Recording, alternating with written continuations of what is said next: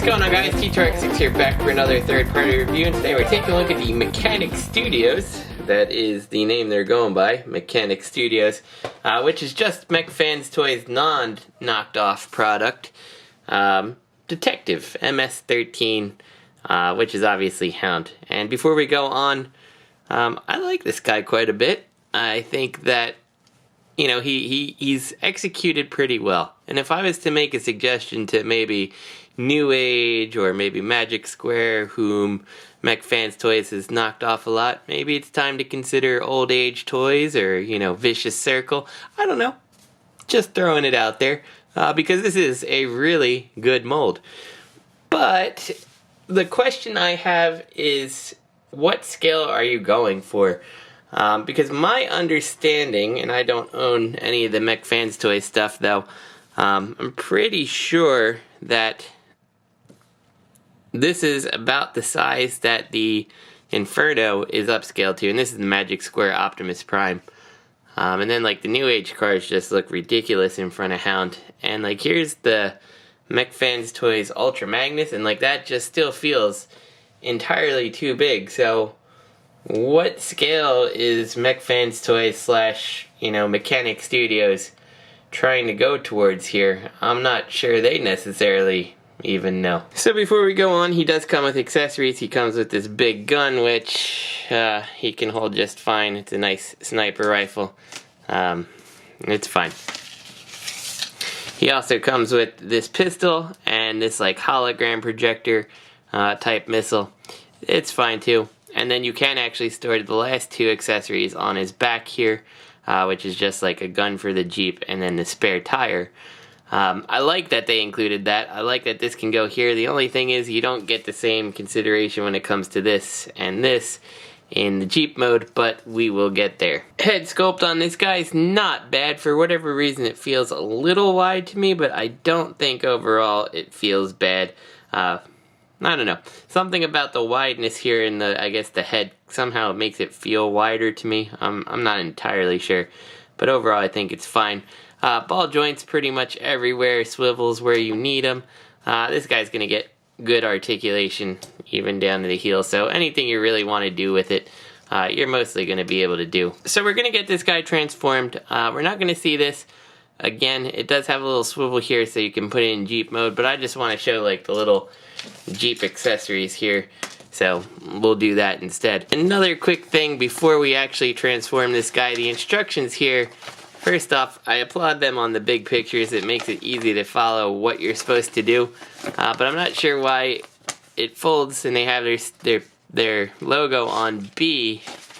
And you flip it over and the first page is A, which is where you really start. So you put your logo on page 2 technically, and then it's just two 8.5 by 11 pieces of paper here. I just don't think the instructions are terribly well executed. So enough rambling, on with the transformation. We're going to go ahead and separate this out and unclip his abdomen here. From here we can kind of open all of this stuff out like that. With these to the side here, that should give us the clearance to bring the wheels all the way around, which in turn gives us the clearance to drop the head down and through and close the glass like so. And we'll adjust that after. And these are very easy to forget, so we'll do that now. Just kind of fold them back. From here, very easy. We're going to rotate these around so that the screw post is on the inside.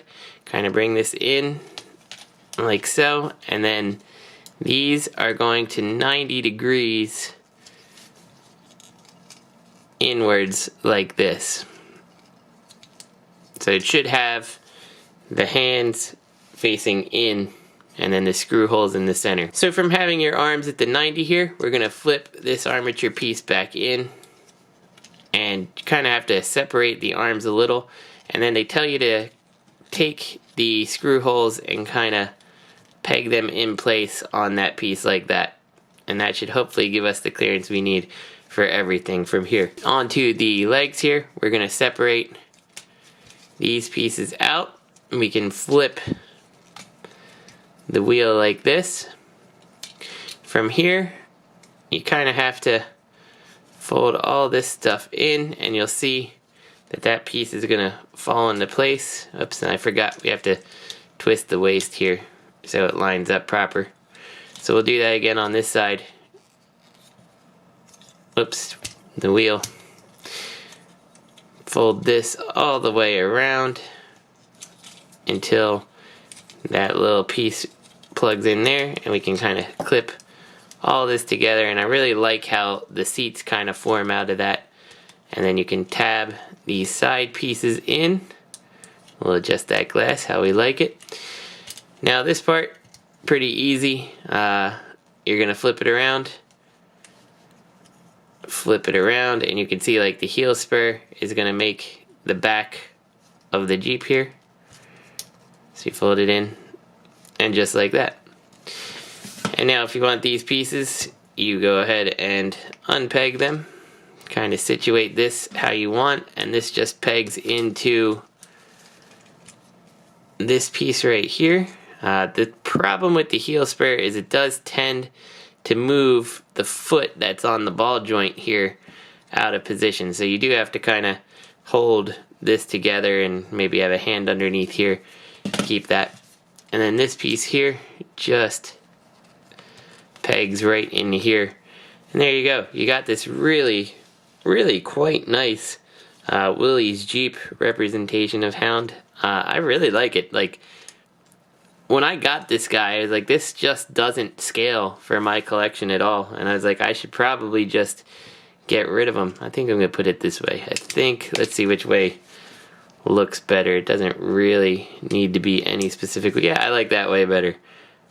I like tire being higher. That might be how they tell us to do it, but who looks at what they tell us to do, right? But anyway, yeah, so I got this guy and I thought, like, he's just too big. He doesn't scale with my Legends collection, but I really enjoyed the Jeep mode and I really enjoy the bot mode, so he's kind of just earned a place as an oddity in my collection. I do wish that he was scaled appropriately. I hope New Age does one, or even Magic Square, but probably New Age because that's the scale I'm really building. His scale would go with the cars. But yeah, I like him. I like him a lot. So real quick, for size comparisons, there he is to our obligatory GoBot and Grand National. And here he is next to the Magic Square Huffer and Hoist. And you can just see, it just so super out of scale. And finally, here he is next to the Hot Soldiers Prop Sky Pillar Optimus Prime. It doesn't work for any of these. So before we go back to robot mode, I did want to put these accessories on just to show you. This gun here, it's obviously the pistol, and I think it's the one that you'd end up using the most. And I do like that with the heel spur, you can kind of angle it up so it doesn't look like he's shooting the driver. And this one works fine.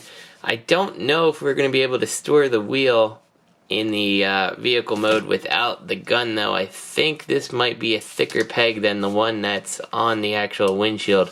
But we're going to find out because, like, ideally, these are my robot mode bits and this is my vehicle mode bit. So let's see what happens. We'll go from there. And like I said before, the little projector thing has 2 pegs, one for each mode. So getting this guy transformed back, I think it's pretty simple. Let's adjust the camera up here so we keep everything on screen. And we'll go ahead and flip the legs open. We're going to disconnect them from each side here. You might as well split them. From here, make sure that these black seats are flat. We'll adjust them when we get there. But this can kind of come up and down like this. And you'll peg this in, you don't have to wait. And you'll see the black seat is down here like this, and you'll just flip it in. And that's going to give you the clearance. So when we rotate the foot in, everything just kind of works. And then you can rotate the wheel in. So we'll do that again for the other side. It's going to flip around here. This clips in place. Flip the wheel in. Flip the foot, or the seat in. And then flip the foot around.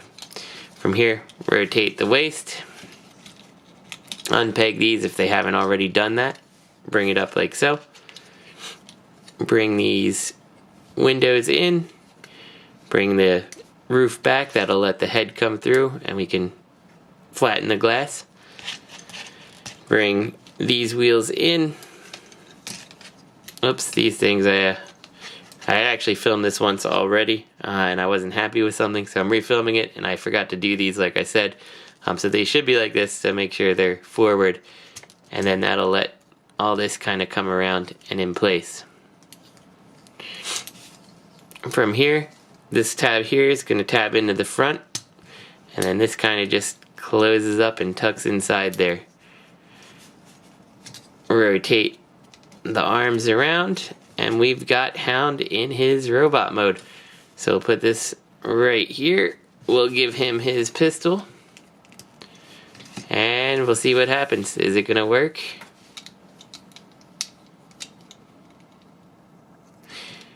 Nope.